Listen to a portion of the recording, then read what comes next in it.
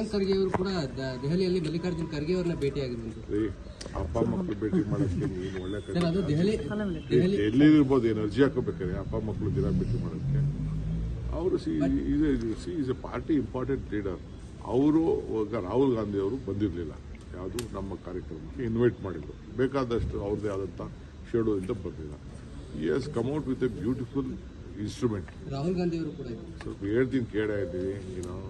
ಒಂದು ಒಳ್ಳೆ ಇನ್ಸ್ಟ್ರೂಮೆಂಟ್ನ ಅವ್ರು ತಯಾರು ಮಾಡಿದ್ದಾರೆ. ಆರ್ಟಿಫಿಷಿಯಲ್ ಇಂಟೆಲಿಜೆನ್ಸ್ ಇಂಟ್ರೂವ್ ಮಾಡಿದ್ದಾರೆ. ನೀನು ಬೇಕಾದ್ರೆ ಉಪಯೋಗಿಸೋದಿಲ್ಲ, ಗೊತ್ತಾಗ್ತದೆ.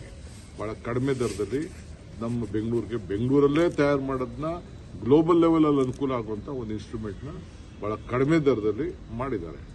ಅದ್ರ ಬಗ್ಗೆ ಅವ್ರ ಮಾಹಿತಿ ತಿಳ್ಕೊಂಡು ನಾನು ನೋಡಬೇಕು ಅಂತ ಅಂದ್ಬಿಟ್ಟು ಅವ್ರನ್ನ ಶರತ್ ಬಚ್ಚೇಗೌಡರನ್ನ ಕರೆಸ್ಕೊಂಡು ಒಂದು ಅರ್ಧ ಗಂಟೆ ನೋಡಿ ಚರ್ಚೆ ಮಾಡಿದ್ದಾರೆ, ಪ್ರಶಂಸೆ ಪಟ್ಟಿದ್ದಾರೆ.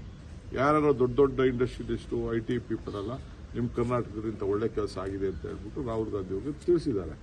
ಅದಕ್ಕೆ ಅವ್ರಿಗೆ ಕರೆದು ತಿಳ್ಕೊಂಡಿದ್ದಾರೆ. ಸೊ ಅದಕ್ಕೆ ಹೋದ ತಕ್ಷಣ ಎಲ್ಲ ರಾಜಕೀಯ ಮಾತಾಡೋದು ಅಂತ ಲೆಕ್ಕನ.